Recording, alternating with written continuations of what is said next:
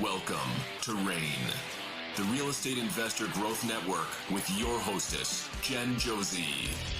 Join like-minded real estate investors and accelerate your business towards greatness. You will hear step-by-step strategies for success, interviews with real estate rock stars, and we will dig deep into past projects where we bear it all, including the good, the bad, and some just plain ugly. So get excited. Here's the bestower of badassery herself, the real Jen Josey. Listener discretion is advised. Hi, and welcome back. I'm Jen Josey, creator of RAIN, the Real Estate Investor Growth Network. Whoop, whoop. On today's episode, we have a guest that will be sharing their badassery. But before we begin, here's today's badassery bestowment, my little badass gift to you. Today's topic is everybody's favorite, insurance. House flipping can be an exciting and profitable venture, but it also comes with risks. Many new flippers overlook the importance of having the correct insurance coverage, which can lead to costly setbacks. Here are 5 reasons why securing the proper insurance is a must for any house flipper. Number 1, protects against property damage. Renovation projects expose your property to potential damage from fire, vandalism, storms, or even contractor accidents.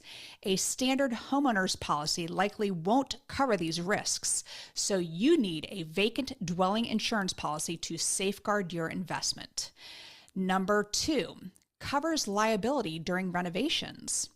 Flipping homes involves various professionals, from contractors to inspectors, and accidents can happen on site. If someone gets injured on your property, having liability insurance can protect you from hefty medical bills and legal fees. Number 3, mitigates financial loss from theft. Construction sites are prime targets for thieves looking to steal tools, appliances, or materials. Builders' risk insurance often includes theft coverage, ensuring you are not left footing the bill for replacing stolen items. Number 4, satisfies lender requirements. If you're using financing for your flip, most lenders require proof of adequate insurance before they'll release funds.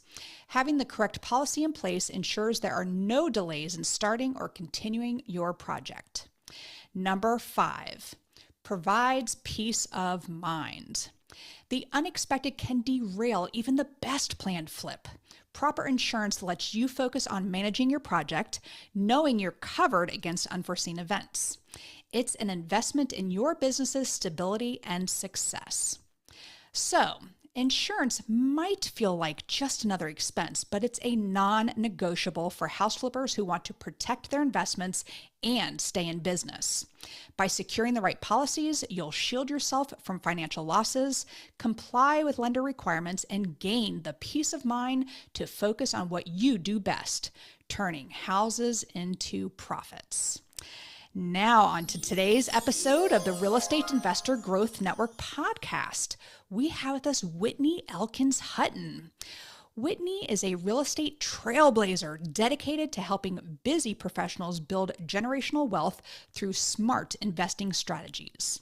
Whitney is the Director of Investor Education at PassiveInvesting.com, founder of AshWealth.com, and author of Money for Tomorrow, How to Build and Protect Generational Wealth, published by Bigger Pockets.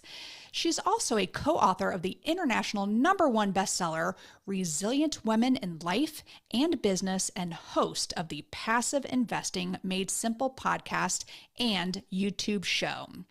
With partnerships in over $800 million in real estate, including 6,500 plus residential units, 15 express car washes, and over 2,200 self-storage units, Whitney brings unmatched expertise to the table. Her journey from an early investing success and near loss in 2002 has shaped her passion for sharing the lessons of her success with others.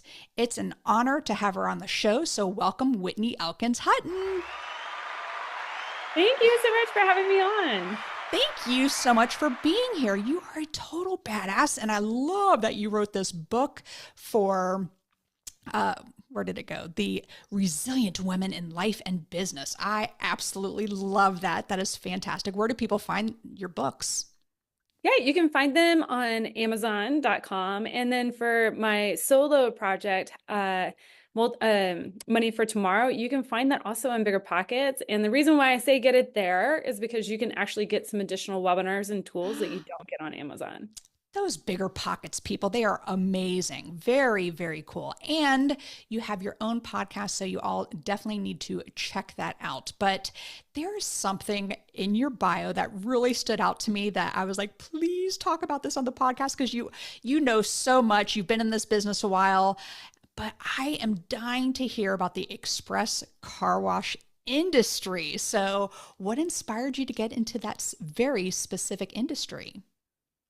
Well, my partners. At passiveinvesting.com, we were looking for ways to provide additional cash flow to our investors because as the real estate market in 2000, actually even late 18, early 19, cash flow is getting slimmer and slimmer and slimmer on our passive multifamily investments. And you have to Yep. take riskier and riskier moves with debt in order to get bolster the cash flow that investors wanted to see.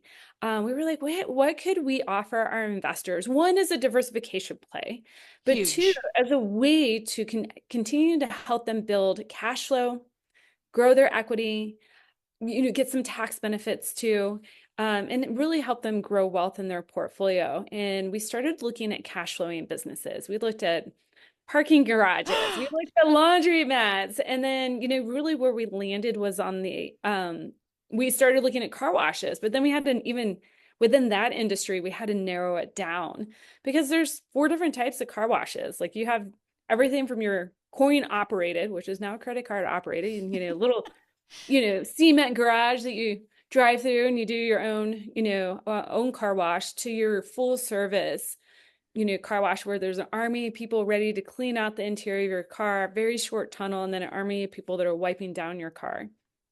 And we're like, wait, okay, one isn't scalable. The Right. other one is just so labor intensive. Is there a model in here to where we can get the marriage of convenience, for our and scalability for our investors and for our customers? And that's when we landed on the express car wash model, which is, pretty new. It really, these type of car washes have really only been developed in the last 10 years. And a lot of owner operators, mom and pop, owners got into this industry because they saw this opportunity as well. But what they quickly realized is it's not passive income for them. They have to get to 5, 6, 10 locations before they can actually hire their own operator to oversee multiple locations. And most of these owner operators, mom and pop operators, they never get past 4 or 5. So we saw the opportunity, and we are willing to solve building our own third-party management company. None exist in this space. Then we have a unique opportunity to start consolidating a lot of these ownership from these mom and pop operators that quite frankly just want out, right? They want to get out of their businesses, but their kids don't want them. So we had a unique opportunity to start consolidating a lot of these assets in some secondary and tertiary markets. Now, I know a lot of listeners might be listening to the show and they're like, I see a express car wash on like every street corner. Yes. Yeah, there are some markets that you're going to want to stay away from, and I'm sure we'll dive into some of those Right. metrics. But that's how we got into the space, was really one, out of necessity for scaling our own portfolio, but two, what can we provide to our investors that help them protect their capital, create cash flow, create equity, take advantage of tax benefits, but diversify their portfolio. So, quick question, dumb it down for me. What is an express car wash? Is that the one where you kind of pull in and it grabs hold of your tire and it pulls you through? Or is it literally like you just drive through slowly as it's washing your car? Because I've been in both of those types. So, which one is an express car wash? Yeah, I think what you described where it grabs your tire and pulls you through, there's a self-serve, like when you go to a gas station or maybe even a lube center, Right. There's like a car wash attached to it, and it might wash one or two cars at a time. Okay, we wanted to have that type of automation and expediency. But if you're the third or fourth person in line, you're peacing out. You're going someplace else. Like that tunnel's just not long enough. So when we think of an express car wash, think of, you're driving on the facility and there's, a ton of parking spaces off to one side and you can vacuum your car, or maybe the membership that you have, somebody vacuums your car for you. And then you pull into a tunnel that's say 80 to 120 feet long. And the length of the tunnel is a huge, huge, part in this whole like reason why this works. And at the beginning of the tunnel, it will scan. There's a mechanism that will scan, either the barcode in the app that the customer presents, or if there's an actual barcode on the car. And that tunnel now is smart. It knows what kind of shines, washes, wax, tire shines, how often, like, does this customer only get it once a month, or do they get it every single time they come through? And that's based on the subscription that this customer has purchased. And the subscriptions are about $25 to $45 a month, and you can play around in that. The customer also has an opportunity, or a customer has an opportunity to purchase, it's just a one-off watch, which is probably, say, $9 to $20, if they don't want to do a monthly recurring revenue model. But yeah, now that car will go through the tunnel and it's delivering the whole service automatically. But the thing is, the tunnel is 80 to 120 feet long. So we're not just washing one or two cars at a time. We're washing 4, 5, 6, maybe even 10 cars at a time. Wow. So in this type of model, we are washing probably somewhere between 400 to 600 cars a day with only 200 to 300 full-time employees. Wow. So I know it didn't start this way. What did the early days of this business look like? Well, for us, we actually were able to start acquiring a lot of these properties with a lot of this automation already in place. So we have, developed our own ground up facilities. But we are borrowing a model that we've already perfected in order to scale this ground up, facilities. But even let's just pretend like you have a new facility, like somebody's listening to this and they're like, Whitney, I want to do this on my own. Cool. It's probably going to take you $3 to $5 million for the equipment to purchase all the equipment. Wow.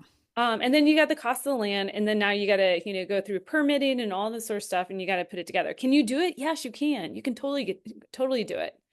But now you got to create all the standard operating procedures, get all the technology layered in order to open up this car wash effectively and efficiently. Where a lot of people who are scaling on their own go wrong is that they think if I just build it, they will come. That is, no one has ever said that works in business ever. Like, people who hang on to that theory go out of business very quickly. And so that has been, even with acquiring existing locations and us turning the branding, rebranding them, we still probably have to have another full-time employee for a good 6 to 9 months to just literally stand at the entrance to the tunnel and sell memberships. Even though this is all automated, it's in an app, we have to retrain everybody, like the whole customer base, as to like what this is and why it works for them. So I know pivoting in real estate can be risky for some people, and you have the shiny dangly keys that people will go after at times. When you got into this business, was there like a defining moment when you realized this is going to be a total success? Was there a defining moment like that? Probably about 2 years after being in the business. I have to be perfectly honest. I think like anything, you research, and you try to, at least for me, like I try to, I'm doing all my data fact finding, putting all the systems in place. I'm trying to talk to people that are already knowledgeable in the space. What don't I know? Because it's what you don't know is what's going to get you in trouble. And then even then, we opened our first few facilities, and we opened them in, March, April, May. We had a hot summer, like hot, literally, but also like, traffic's coming in. And we knew this was a seasonal business. And then we hit like November, December, January, and we're like, oh, okay, this is super seasonal. There's a lot of people that will just cancel their membership during this time of month, right? Because they're not using it. Or in the case of one location, we had a weather event last January that shut down the property for 21 days. Oof. Um, yeah, water pipes were freezing all over town. And we're talking most of our locations are in the south. So you can still get nabbed by, these deep polar vortexes that come through. So those were, we had accounted for a lot of that in our underwriting, and, we knew this was going to be a seasonable business, but, uh, we did, again, you don't know what you don't know. Right. And so now we're like, oh, okay, we all heard it in like 2019 and 2020, whenever, all these, uh, eviction moratoriums were happening in 2020 with, Right. COVID. So it wasn't just, does a multifamily operator, are they projecting, say, 3 or 4% vacancy? Let's make sure they double it on their pro forma to account for the economic vacancy. Right.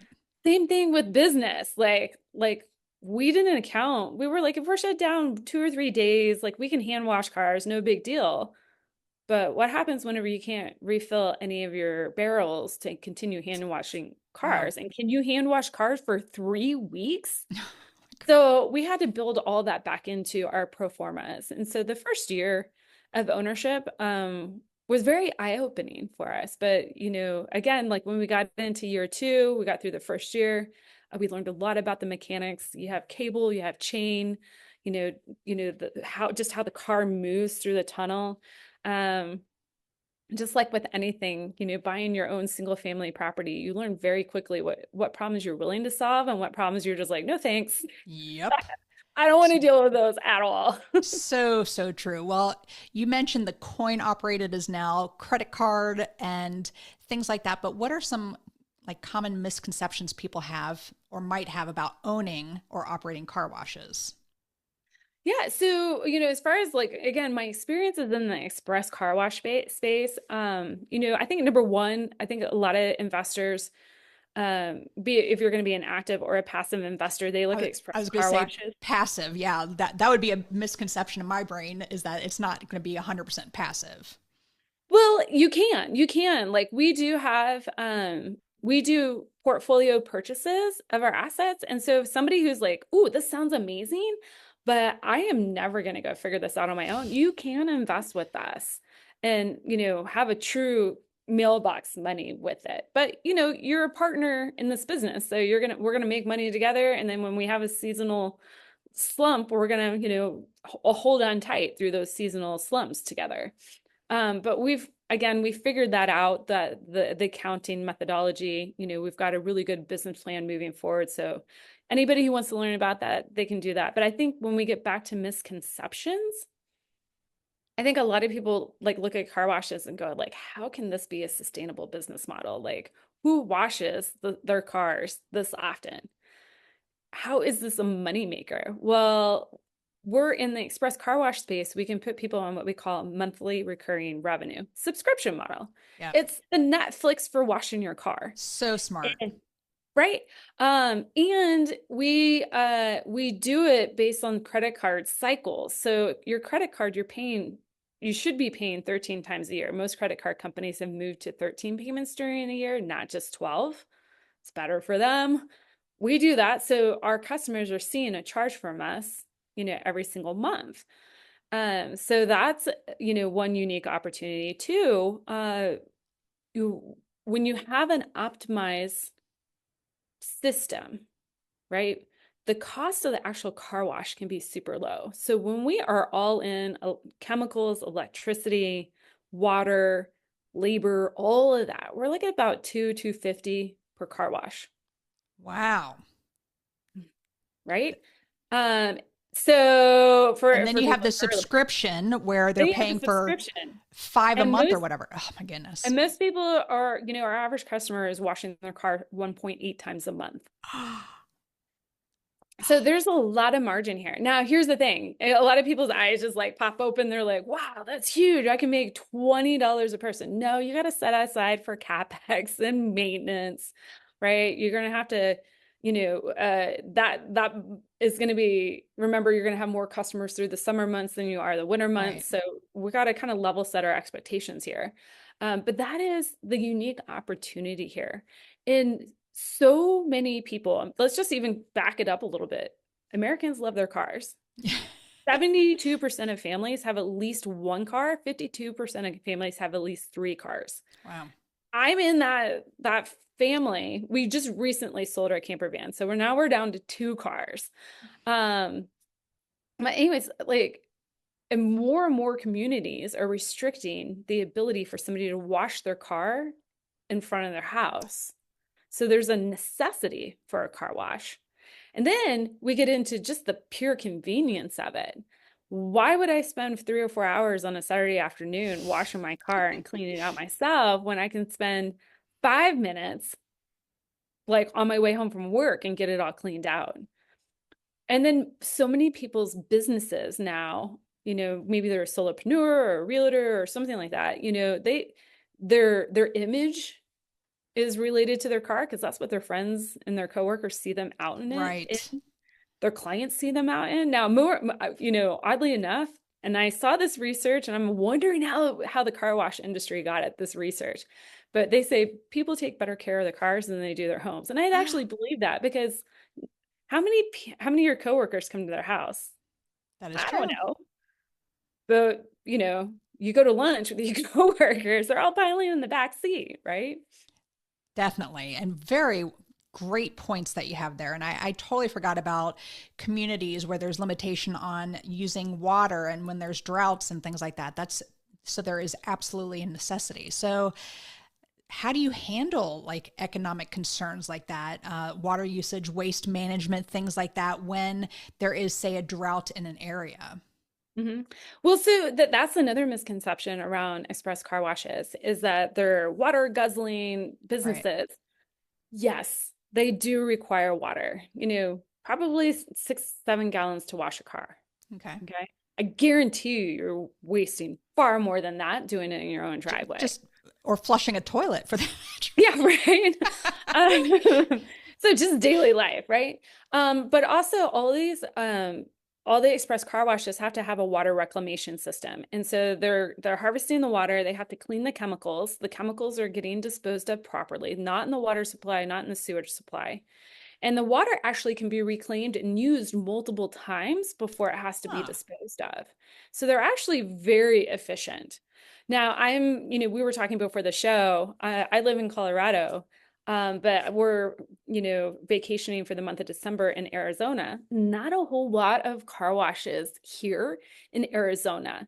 Do I see them coming? If I go down to Phoenix, yeah, there are more car washes down there, but, for really drought, you know, um, for areas that are more prone to real true drought, that's huge. Now, let's flip that on its head because that's a concern that a lot of investors have. Like, if I invest in a portfolio and the city says you can't use any more water, we're going to have water restrictions.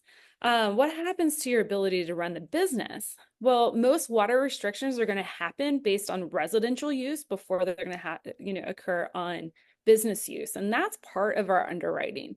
We actually Interesting. look at what water restrictions, they're all, you can find them, through the city council. You're going to know from the very beginning, like who's going to get their water restricted first and how severe, and how many times that they actually gone into the upper tiers of their water restriction plan. So we gather all that information up front. All right. So you started talking about areas that may experience a lot of droughts. How do you, in addition to that, how do you choose locations for your car washes? Yeah, well, first we stay away from the areas that just don't really want us right now. But as far as location, it's like any business, like it's how many people can conveniently visit your location. So we want to be close to a major metropolitan service area that has tons of population, jobs, job growth. we don't have to look too much at the housing factor, because we find with this model, there's a wider range of people, income tiers that will engage in express car wash. Unlike if you're buying a multifamily building, you want to make sure somebody can afford 3 times the rent, that Right. you're projecting, right? We have a bigger tier here, a bigger runway here, but the location is super important. We love being in the secondary, even the tertiary markets, because remember, everybody has a car, at least one, if not two. And we want to be in the Saturday morning pattern to where there's, say, 20,000 vehicles coming by per day that Wow. can make a simple right-hand turn into the location. And I mean, I'm in Raleigh, North Carolina, and there is a stretch of a road where there's literally probably four or five. I mean, I could stand in one spot and see all five, four or five of them. So I'm You don't sure want to be those car washes. exactly because you had started mentioning that before, and I like the tertiary markets and things like that. Very, very well said. So, what are your goals for the future of this express car wash business? Yeah, so our goal, like 5 to 7 year goal, is to scale the portfolio to 100, 150 locations.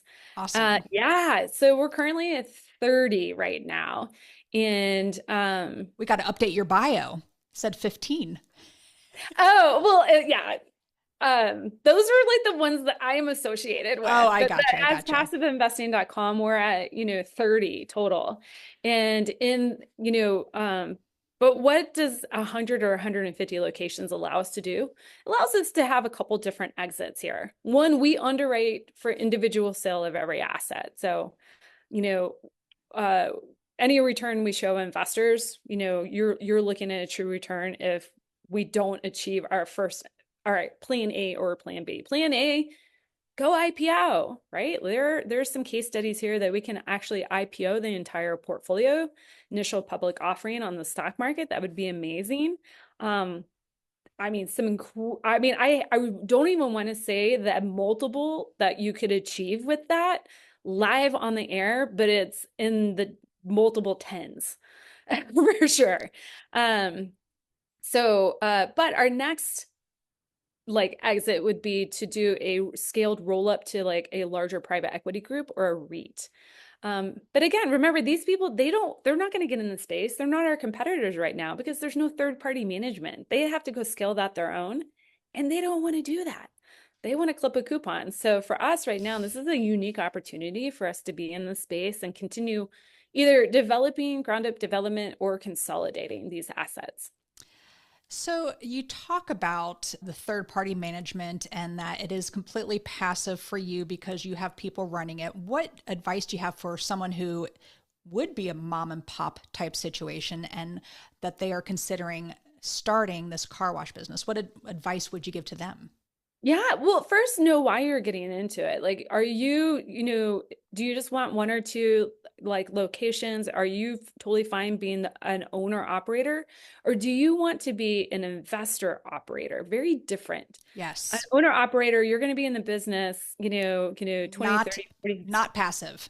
not passive at all. But if you're an investor operator, you might be in the business, you could probably scale through systems and maybe only, be attached to the business, say like 10, 15 hours a week. Very different. Yes. Or are you wanting to be entirely passive and hire your own operator underneath you? That means you got to commit to getting to 10 locations. Got So, it. number one, understand what is your intent to scale, and then start building systems to that. Huge. So well said. Thank you, Whitney, for that. So, as we wrap up this first part of the podcast here, do you have any interesting or funny stories about any of your car washes? Anyone like sleeping in a corner somewhere? Cars getting stuck? I don't know.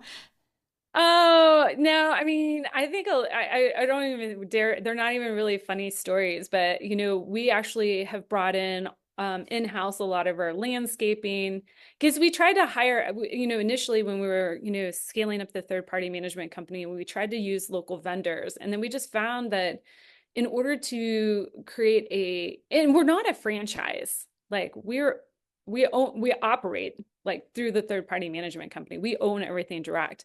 In order to get a standard product across all of our locations, we actually had to bring in house our own maintenance, our own Wow. landscaping. And so we never thought that we would be hiring like our own landscaper, like we're the property management company.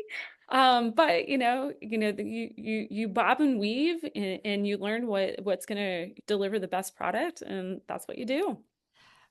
Excellent. And thank you for that. So I know you own over 6,500 residential units and over 2,200 storage units, along with these car washes. Are there any other opportunities of passive income on your radar? My big question is, where is Whitney going next? So for me, from a passive perspective, because I have my active portfolio and then I have my passive portfolio, right now I'm holding tight, like, and really looking at what the market's giving me. And the market's really giving investors debt-like investments, meaning you can actually be the bank for somebody else that, if you don't have your own single family property, multifamily property, could you, with your cash that's on the sideline right now, could you be the bank for somebody else in some form or fashion? And that's what I'm really enjoying today, because it's allowing me to be nimble and flexible and just, one, keep my money working for me, create that velocity money, but it's allowing me to be patient as we move through this hyper supply recessionary part of the market. And I know everybody hates the word recession, whether we actually call it or not. The red lights on the dashboard for a recession are flashing right now. So, the classic definition we haven't totally triggered yet, but we just need to be patient for like another 6 to 12 months. I think there's going to be amazing opportunity in multifamily, here in like 6 to 12 months. I think there's going to be amazing opportunity in 12 to 18 months in self-storage. This is just the time to be really patient and look at what the market's giving you and just keep your money working in liquid, if at all possible. And by doing this passively, you're talking about buying notes. Is that correct? Yeah, well, to do it passively, I invest in a note fund. Gotcha. And so, we have at passiveinvesting.com, we have a real estate note fund that allows people to invest in a pool of notes, say 400 notes that are lent out to fix and flippers. So it's lent out on residential real estate. There's no, I know that we're kind of getting into like investing like 201 now, but we don't use any leverage. It's just plain vanilla, no tricks, very transparent. We don't use any like warehouse lines of credit to juice the preferred return on the deal that could get people in a lot of trouble. Our default rate on the note is like 0.2%, or on the note funds 0.2%. So out of 1,700 loans, we've had 3 defaults. Wow. And just to keep in mind, industry standard is 1 to 3% annual defaults. Over 4 years, we've had 3 notes default. Wow. We target 0%. Like I could go into like our experience on that team and, just how we're able to achieve that. But we're super serious about, providing an opportunity for people to really protect their capital and keep it moving right now, but know that it's available to them, because we know investors are looking for, higher returns. We do know that. Absolutely. So before we go to the second part of the podcast here, if the listeners are curious and they have questions for you, what's the best way for them to get a hold of you or your company? Yeah, you can reach out to me. Go to the website, passiveinvestingwithwhitney.com. And you spell Whitney, Whitney.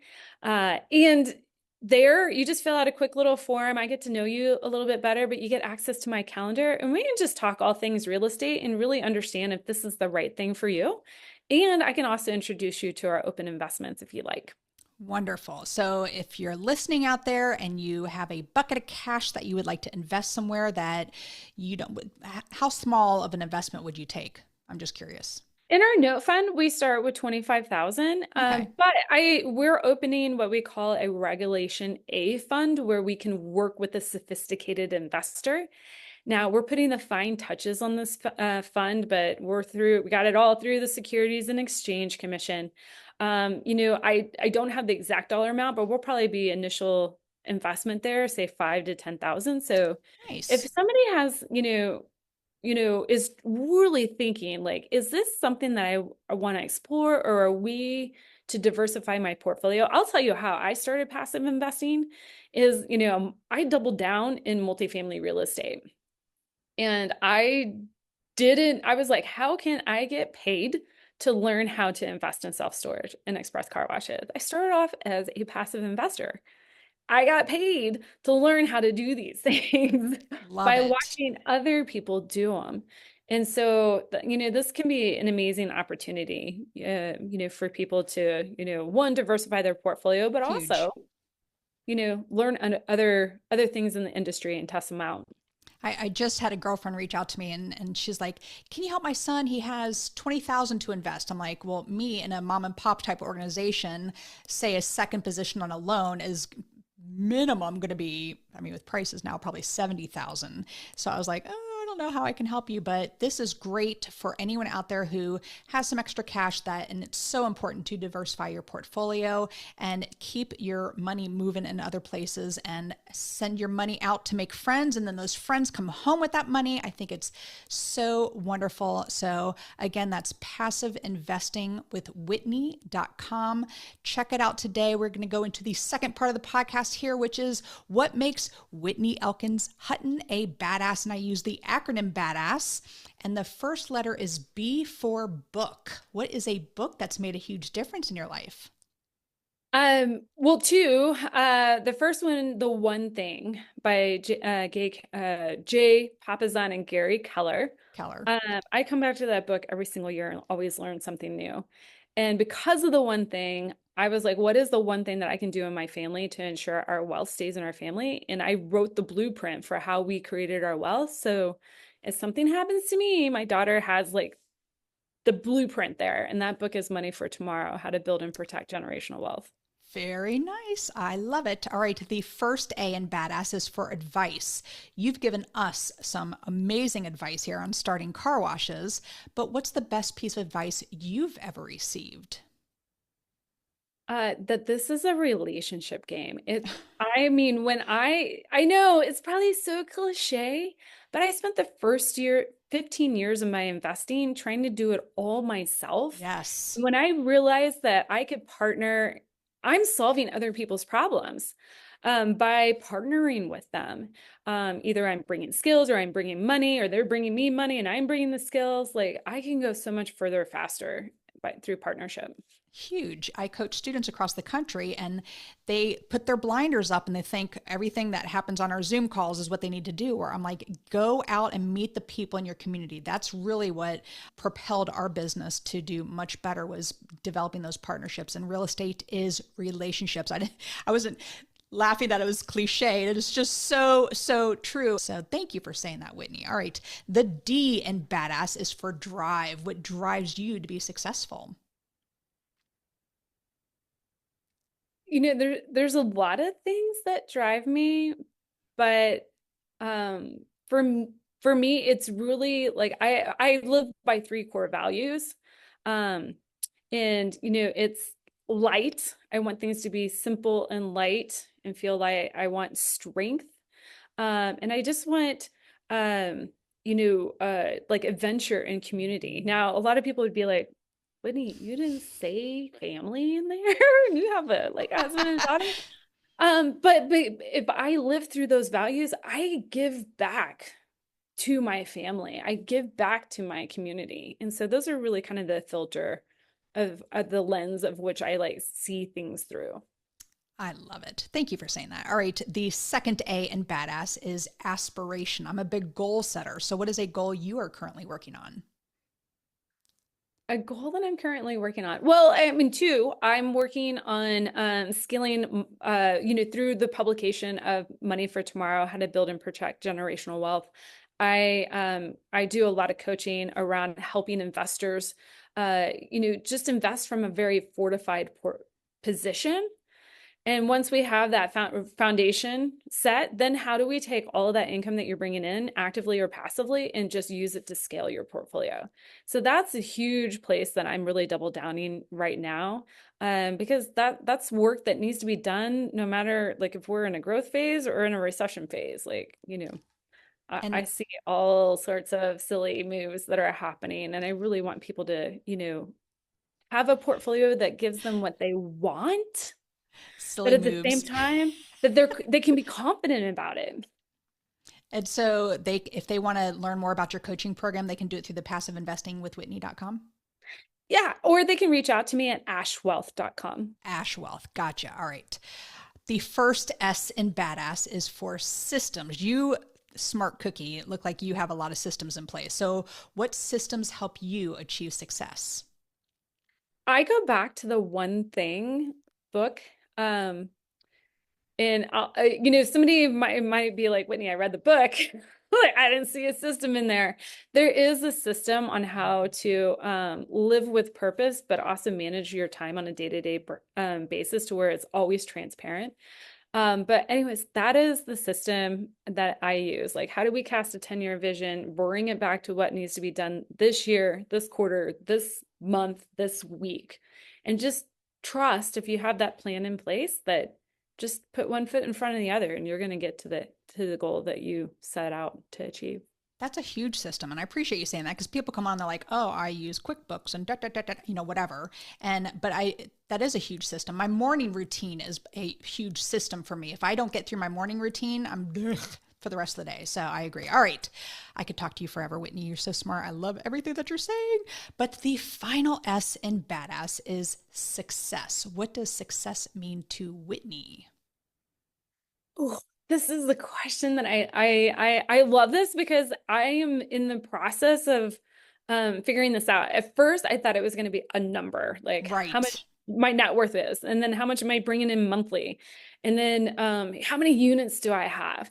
And now for me, success is an emotion, and it's how I want to feel.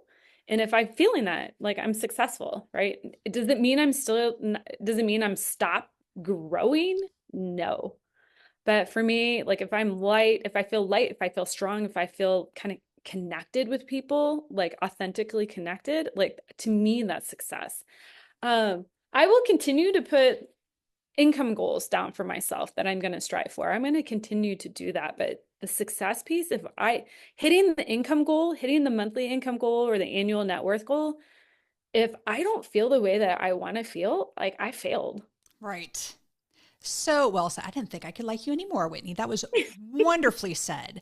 So if you want more of Whitney, definitely check out the passive. So I have one on here for passiveinvesting.com, but you have an additional one, or was it misquoted? If you want to get directly to me, you can go to passiveinvestingwithwhitney.com. Or go to ashwealth.com if you want to learn about the coaching program.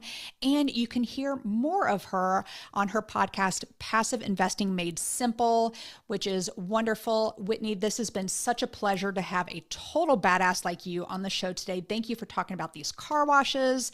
I love finding little niches in this industry, and this was fantastic. I learned so much from you today. Thank you for being here today. My pleasure. Thank you so much for having me on, Jen. Absolutely. And that is all. Thank you for listening. And we will catch you on the next episode. Now go out there and share your badassery. And don't forget, make it a great day. Take care. Bye-bye. Whoop, whoop.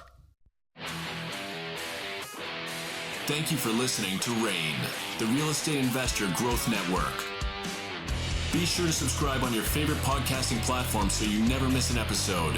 If you need more badassery, you can follow Jen Josey by visiting therealjenjosey.com or become a member of RAIN by registering on rainmastermind.com.